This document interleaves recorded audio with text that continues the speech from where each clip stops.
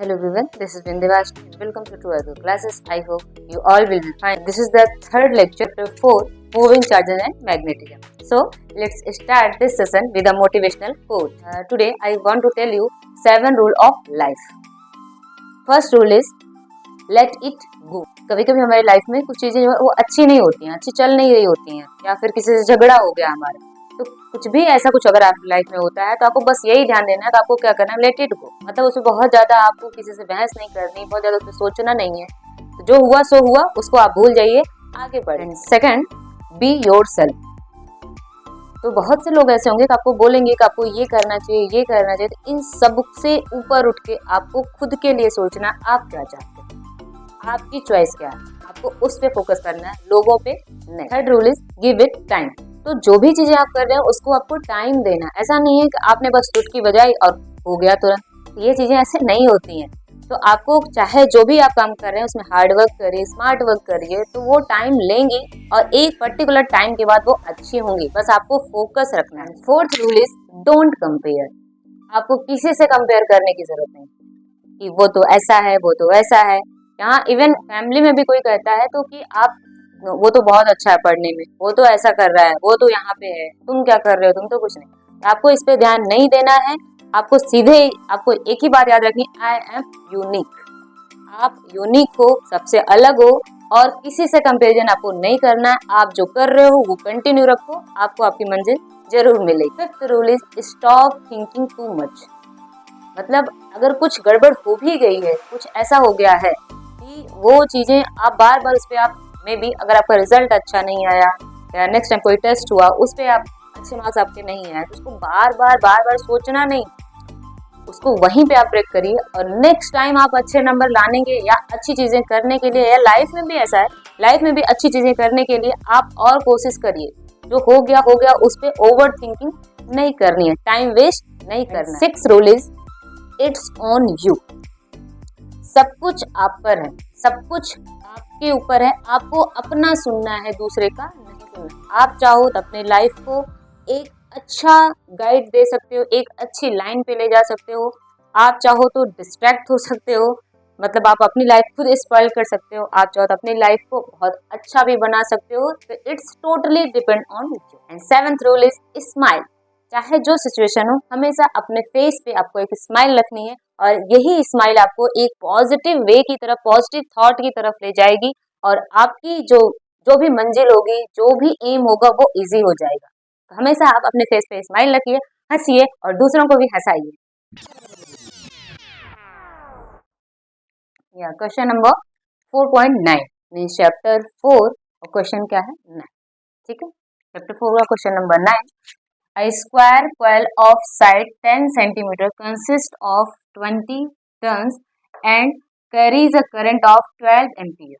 मतलब हमारे पास एक कॉइल है जो कि जिसका शेप कैसा है, स्क्वायर है, ओके, और उसके जो साइड है वो 10 सेंटीमीटर के हैं, और जो टर्न है उस कॉइल में, जो नंबर ऑफ टर्न्स है वो कितने हैं, 20 टर्न्स है, और करंट भी उसमें कितना है, 12 एम्पियर की है, okay.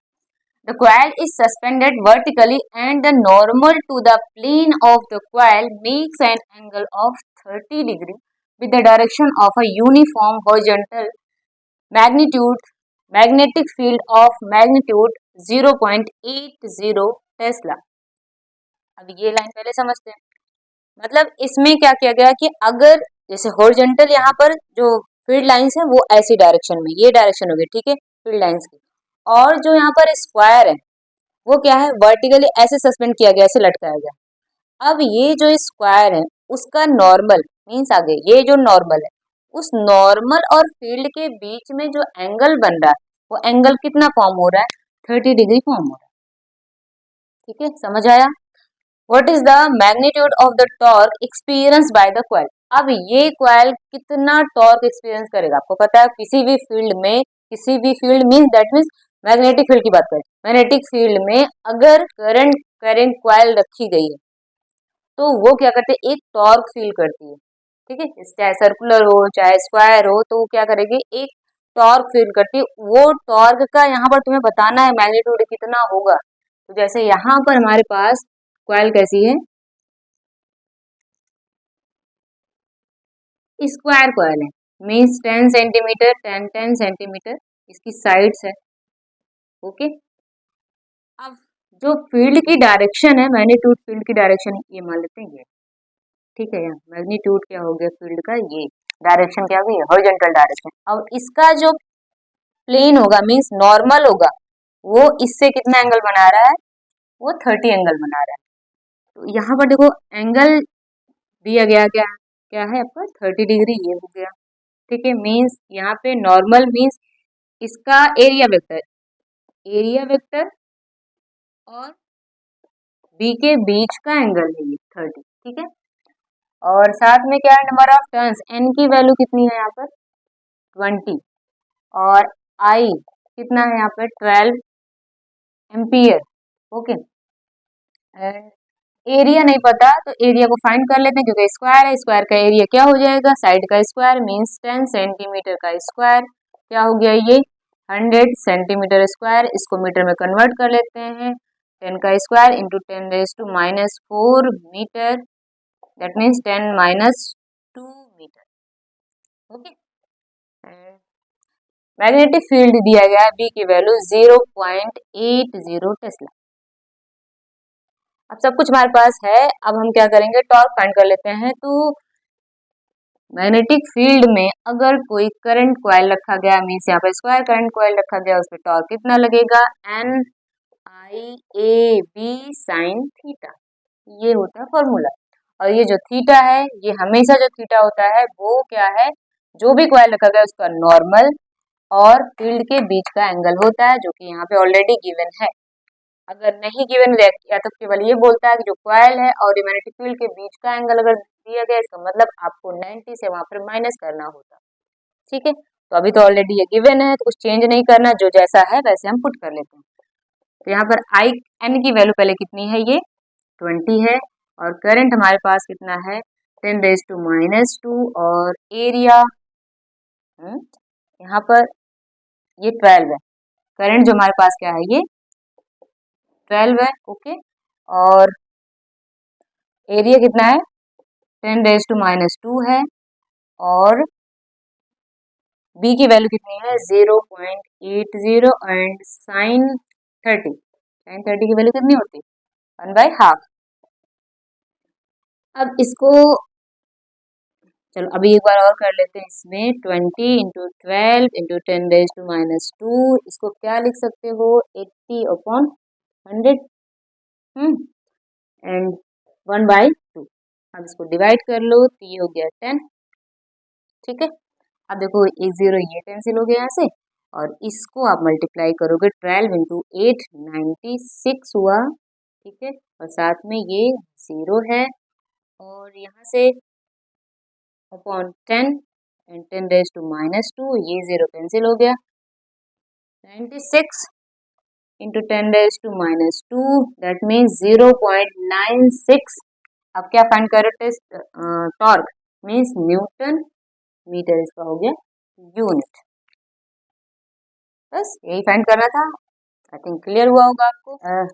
To moving coil meters M1 and M2, moving coil meter का मतलब यहाँ पे किसकी बात कर रहे हैं हम, गैल्वेनोमीटर की बात कर रहे हैं। हैव द फॉलोइंग पर्टिकुलर्स, यहाँ पे क्या क्या दिया गया है, R1 पहले कॉइल के लिए यहाँ पे दिया गया है, गैल्वेनोमीटर के लिए R1 की वैल्यू ये है 10 ओम, और N1 की वैल्यू नंबर ऑफ टर्न्स 30 है, एंड एरिया क्या है यहाँ पर cross section area 3.6 × 10⁻³ metre square, and यहाँ पर मैग्नेटिक जो फील्ड है 0.25 टेस्ला है। तो सेकंड के लिए 14 है resistance, and number of turns कितने हैं 42 है, और एरिया कितना है 1.8 × 10⁻³ मीटर स्क्वायर है, और मैग्नेटिक फील्ड कितनी है 0.50 टेस्ला है। The spring constant are identical for the 2 meters, दोनों के लिए क्या स्प्रिंग कांस्टेंट की जो वैल्यू है वो क्या है सेम है, मीन्स के या इसको सी से भी रिप्रेजेंट करते हैं, वो क्या है कांस्टेंट है, वो नहीं चेंज हो रही है। Determine the ratio of the current sensitivity end voltage sensitivity of M2 and M1, ठीक है। तो करंट सेंसिटिविटी और वोल्टेज सेंसिटिविटी, तो सबसे पहले देखो यहाँ मैक्सिमम डिफ्लेक्शन के लिए क्या होता है NIAB, ये इक्वल होता है K5, फाई यहाँ पे क्या है डिफ्लेक्शन, और K यहाँ पर क्या है स्प्रिंग कांस्टेंट, ये होता है, ठीक। अब हमें करंट सेंसिटिविटी चाहिए, तो phi upon I, phi upon I, तो क्या मिलेगा यहाँ से, फाई अपॉन आई हमने किया तो एन ए बी अपॉन के, फाई और आई को इधर ले आए तो यहाँ पर एन ए बी हो गया, ठीक है। तो ये जो टर्म है ये बताता है करंट सेंसिटिविटी ऑफ गैल्वेनोमीटर, मतलब deflection per unit current, per unit current मतलब पर यूनिट क्या कहते हैं 1 एम्पियर के लिए जो करंट है, उसके लिए डिफ्लेक्शन कितना है, ये पूरा बता क्या रहा है करंट सेंसिटिविटी, ठीक है। अब हमें क्या इन सबका रेशियो बताना है, ठीक है। ये हो गया होगा करंट सेंसिटिविटी। वोल्टेज सेंसिटिविटी का क्या होगा, अगर वोल्टेज सेंसिटिविटी लिखना चाहें तो वोल्टेज सेंसिटिविटी, अब उसके लिए कुछ नहीं, यहाँ पर आई में आर से मल्टीप्लाई कर दिया, यहाँ पर है फिर यहाँ पर है, phi equal I R, I R equal क्या, potential V, N A B upon K R, तो ये हो गया, ये टर्म हमारा क्या होगा वोल्टेज सेंसिटिविटी, इसका भी रेशियो बताना है दोनों मीटर के लिए, ठीक है। तो सबसे पहले हम करंट सेंसिटिविटी की बात कर लें अगर, तो करंट से पहले के लिए रेशियो बताना M2 और M1, तो मीन्स सबसे पहले हम current sensitivity 2 upon current sensitivity 1 दोनों के लिए बताएं। तो पहले के लिए अगर यहाँ पर लिखना चाहेंगे, यहाँ पर सेकंड के लिए तो N2 A2 B2 और K क्या है वो तो कांस्टेंट है, और अपॉन में N1 A1 B1 upon K करेंगे तो K तो ऊपर हो जाएगा, और यहाँ पे क्या मिलेगा आपको N1 A1 B1, ये कैंसिल हो गया और आपको यहाँ से क्या मिल गया N2 A2 B2 upon N1 A1 B1। अब सबकी वैल्यू अगर आप पुट करेंगे तो आपको मिल जाएगा इसका रेशियो कितना आ रहा है। चलो अब मैं स्टार्ट करते हैं, यहाँ पर N2 की वैल्यू कितनी है 42, ओके, N1 की वैल्यू कितनी है 30, ओके, A2 कितना है 1.8 और A1 कितना है 1.8 इंटू 10⁻³ है, और A1 है हमारे पास 3.6 इंटू 10⁻³ है, ठीक है। और B2 0.50, ओके, एंड B1 कितना है 0.25। अब ये पॉइंट आप अगर हटा दो तो यहाँ से क्या मिल जाएगा आपको 2, ठीक है, और यहाँ से भी आप पॉइंट हटाओ 2 हो गया, ठीक है, और यहाँ से भी आप डिवाइड करेंगे तो 1, अभी 3 से भी डिवाइड कर दो 10 और यहाँ पे 7 मिल गया, ठीक है। अब देख लेते हैं क्या रेस्ट है यहाँ पर, एक तो यहाँ पे 7 मिला, 7 यहाँ पे 2, ठीक है, और ये भी कैंसिल हो 10⁻³ और अपॉन में क्या है 10, आई थिंक और कुछ यहाँ पे भी बचा है नहीं, तो हो गया ये 14/10 मीन्स 1.4 आ गया, किसका रेशियो आया करंट सेंसिटिविटी का, दोनों मीटर के लिए करंट सेंसिटिविटी आई, जो रेशियो आया 1.4 आया, ठीक है। अब बात करते हैं कि यहाँ पे वोल्टेज सेंसिटिविटी क्या होगी, उसका रेशियो कितना आएगा, ठीक है, कहाँ सॉल्व करें, चलो यहीं सॉल्व कर लेते हैं वोल्टेज सेंसिटिविटी के लिए। अब यहाँ पर भी वोल्टेज सेंसिटिविटी के लिए क्या करोगे, या आप Vs2 अपॉन Vs1 इसको सॉल्व करते हैं, तो यहाँ पे N2 A2 B2 और K तो सेम है और ये हो जाएगा R2, और फिर अपॉन में करेंगे ये वही बस रेशियो पलट जाएगा, यहाँ पे KR1 हो जाएगा और N1 A1 B1, ठीक है। अब K से K कैंसिल हो गया, तो आपको ऊपर जो मिल रहा है वो क्या मिल रहा है N2 A2 B2 R1 upon R2 N1 A1 B1, सबकी वैल्यू को आपको क्या करना है यहाँ पे रखना है, फिर आपको रेशियो मिल जाएगा। N2 यहाँ पे कितना है 42 और A2 कितना है 1.8 into 10⁻³ B2 0.50, okay, and R1 10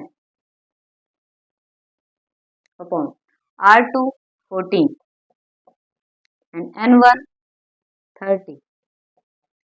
A1 3.6 into 10 raised to minus 3. B1 0.25. ठीक है, अब यहाँ से इसको डिवाइड करोगे तो 2 मिला।